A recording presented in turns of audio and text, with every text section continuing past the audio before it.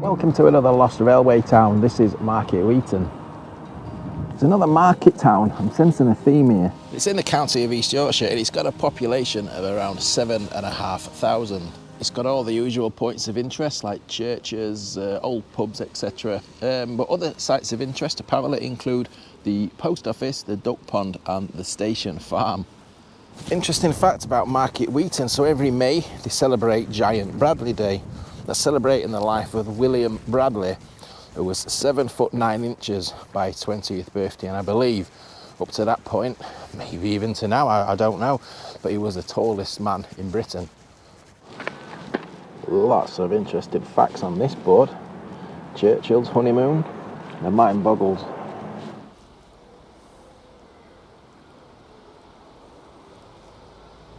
But of course we're interested in the history of the railway.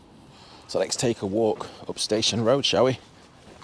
Now it's at the junction of the 4 lines coming from York, Selby, Beverley and Driffield. And railways arrived in 1847 and they closed by 1965. And at the top of the Station Road we've got these old 2 gate posts. A wooden one on the left there, a concrete one on the right. Out filming today, I've been to Stamford Bridge and I've been to Pocklington. Lots of remains in those towns that are just up the line towards York from here.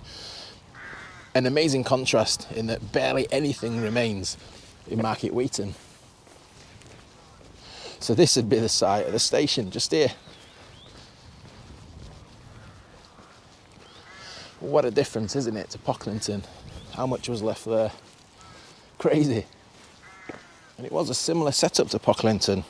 The train shed, like the working example you see in Beverley. We can see on the old maps, we had an engine shed, a turntable. And just where we're approaching, just here, just in front of this old house here, would have had a level crossing. Look how much it's been redeveloped. I think that's there, that old building you can see there, and that's the Crossing Keeper's Cottage.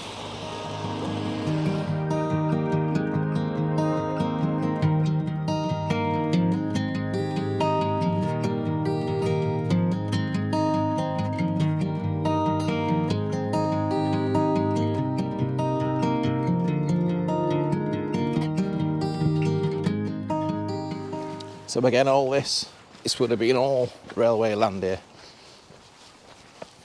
And just behind, just to the west, if we look on the old maps, we can see at the junction with the line from Selby, with the line from York. And this is at the east end of the station and the railway area looking. It opens out here. Somewhere over here, I'm just cross-checking with the maps now. Just over here, straight in front here, was the goods shed we can see on the old maps.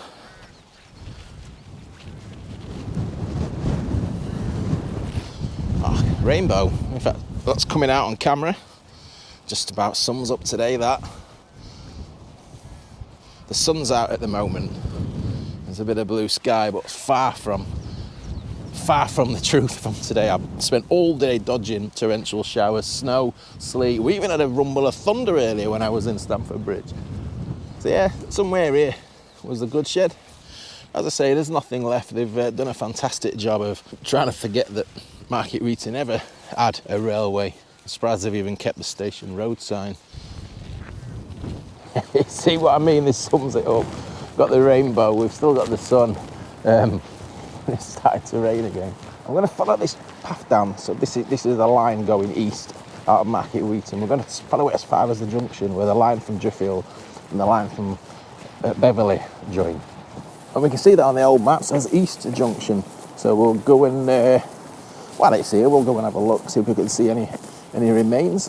And again, I'll mention it because I have mentioned it in every place I've visited while I've been out filming today. I visited Stamford Bridge and I visited Pocklington because I have mentioned that they have had discussions to reopen this line. Now, everywhere I've visited today has had redevelopment, housing estates, etc. built on the trackbed, and it's the same here, but to a much greater extent. So I really don't see there's any feasibility in reopening this line. It's going to have to take huge diversions away from the town, isn't it? Getting sidetracked, but the nose is twitching because on the maps, just round about where we stood here was the old signal box. And look at this, got bricks here. This has got to be related, hasn't it? Look at that. It's like a base of something there, isn't it? And all the way across here, look. Yeah, look at that, fantastic. Tell you what, of all the remains I've seen in Market Weighton, this is the one I'm most chuffed about.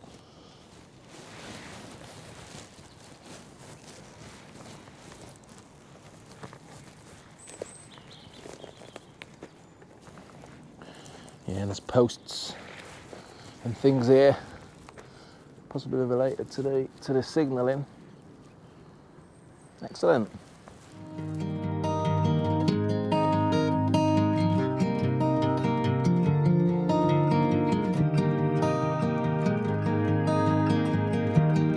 So straight in front, we're off to Beverley, and off to the left, we're off to Driffield. It's a long time closed, isn't it? I don't know off the top of my head what year the Driffield line closed, but yeah, the one to Beverley closed in '65.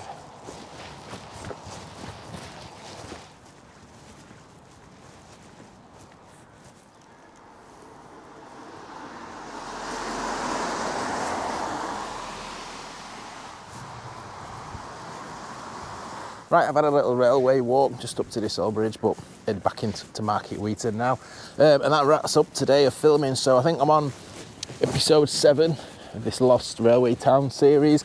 I'm really enjoying putting these together. They're a different kind of change of pace to what I normally been doing. Normally when we're out and about doing like Disused railway videos, we kind of float into a location just to the railway or wherever we're going, the station, whatever, and then leave or walk the disused trackbed or whatever we're filming. It's been good to investigate a little bit more about the history and what's in these places. I've really enjoyed doing, seeing that side of things. So let me know if you're enjoying them. I've got a list as long as my arm to get through. Literally, the list is endless. The only limitation really is how far I'm prepared to travel. And I'd love to go away and do longer distance things when practically possible. So I always say it, but thanks to all my channel members, thanks to everybody who buys me a coffee or sends me a super thanks, supports me in any way. It really does help with the running of the channel. Gives me a little lift as well, gives me that impetus to keep going. So cheers for watching the videos. Don't forget to like and subscribe. Thanks for watching. We'll see you on another one, wherever we end up next. Ta-ra.